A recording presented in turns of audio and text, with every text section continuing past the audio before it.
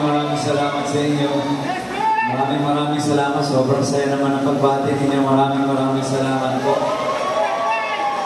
Sa lahat ng mga nandito, welcome po sa Dear SB!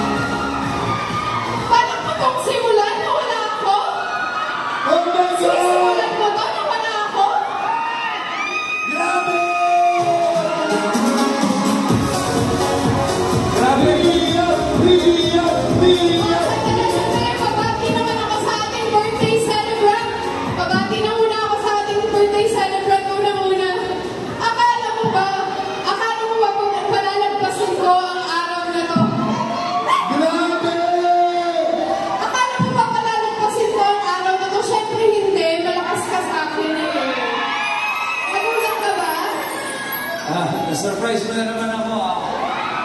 Ang galing niya talaga. Pinag-surprise ako ng lahat. Sinikreto talaga namin ng production team ito para ma-surprise ka today. And pero gusto ko malaman mo na hindi ko talaga palalagpasin. I wouldn't miss the chance na masaksihan ngayong araw na to ang napakalaki mong regalo para sa kanilang lahat. Grabe ka! Kaya pa hindi ka nagre-reply. Ay, nag-reply ako Nagtatago ka pala. Nag-reply ako Saan ka nagtago dito? Yan ang daming matataguan dito Para siyang maze ng mga regalo. Actually, sobrang saya ko naman. Sobrang ganda mo naman. Saan ka nagtago dito kanina? Diyan lang. Diyan lang. Hindi ko lang ako nakita.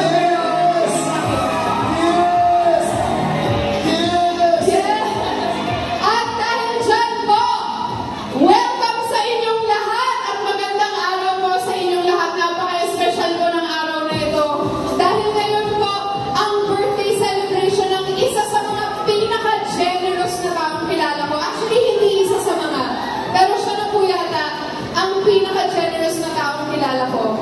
At dahil sa sobrang generous niya, pinabalik talaga ng Diyos sa kanya times 100 ang mga blessings na pinabahagi niya sa ating lahat. Gusto kitang i-greet ng happy birthday.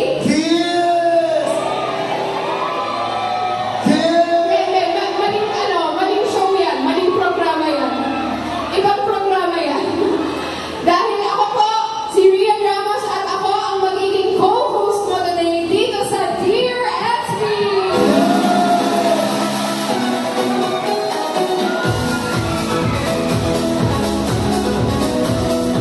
Ayan, alam kong nakat kita kanina.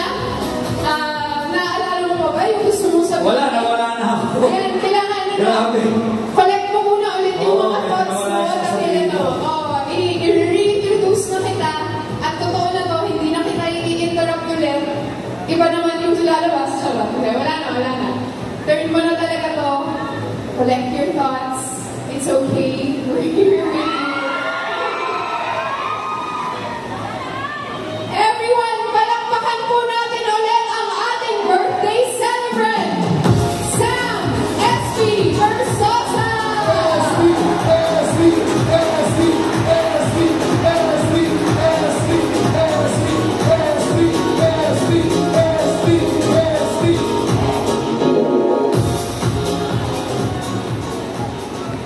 Hello? Hi! Hello! Okay na ba tayo? Okay na ba tayo dyan? Okay ba ako? Yan ang tanong. Kuya, mamaya na.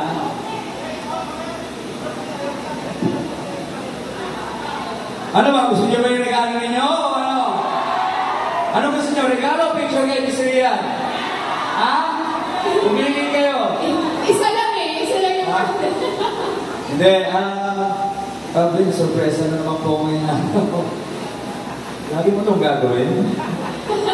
Nawala ko Every ako. year na to. Ha? Every year na to.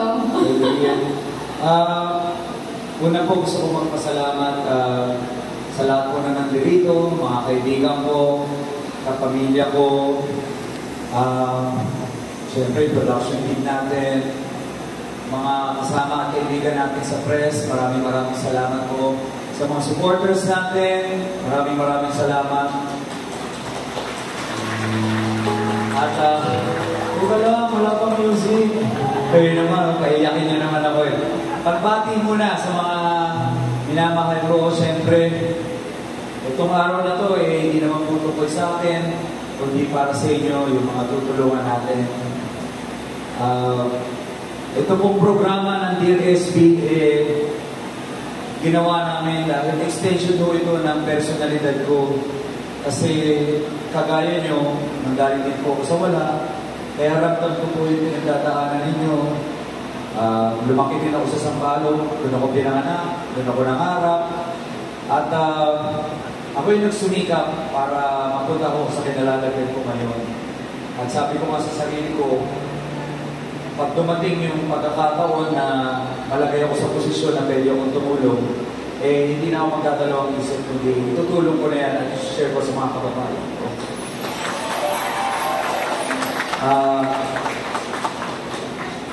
Sabi ko nga, wala akong bata, 20 plus years na po ako nag-business, nabiyayaan na po ako ng Diyos ng sobra-sobra, hindi lang po sa Pilipinas, kapagtayo na tayo ng mga negosyo pati sa ibang bansa, sa Dubai, Abu Dhabi, Qatar, Australia, Singapore, Hong Kong, hanggang Europa po, hanggang London, may branch tayo, at may mga offices tayo. Salamat po.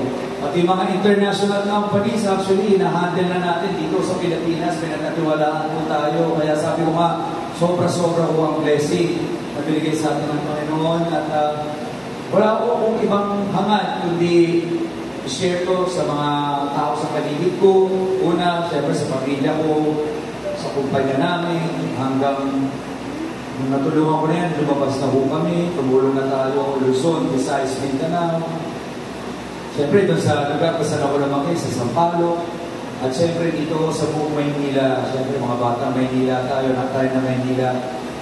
Kung nakakatulong tayo, Luzon, Visayas, Mindanao, gaya ng ginagawa ng PSB, sabi ko, mas palawakin pa natin yung pagtulong natin. At siyempre, dahil special na araw ngayon, dahil kaarawan ko, at alam nyo, tuwing kaarawan ko, hindi naman tungkol sa akin, kundi nagbibigay ako ng tulong at nag-share ako ng blessings sa mga kababayan natin. Pero mas special ngayon kasi todo ang ibibigay natin. Alam niyo naman sa programa natin, di ba? Nagbibigay tayo ng mga tulong, pero hindi lang manandali ang tulong, kundi pangmatagalang tulong. Tama na, di ba? Yung tulong na pwedeng umahon at mag-ahon sa iyo sa kahirapan at talagang tulong na pangmatagalan. Yan po talaga yung layunin ng programa natin na Dear SB. Kasi nga po, kagaya nyo, galing ako sa wala at nakita ko na yung pangkabuhayan o negosyo ang pwede mag-ahon sa akin sa kahirapan. Kaya ginawa namin ito para mangyari sa mas maraming tao yung mga nangyari sa akin. Kaya ginagawa namin yan iba't ibang lugar sa Pilipinas.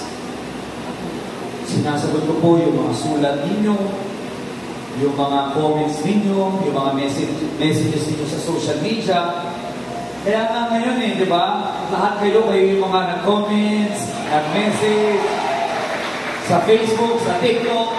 At ngayong araw po, narinig ko po ang mga messages ninyo at ang mga hinihingi ninyo at ang mga hiling ninyo sa akin. Kaya ngayong araw, gusto ko ito pa rin lahat ng mga hiniling ninyo sa akin.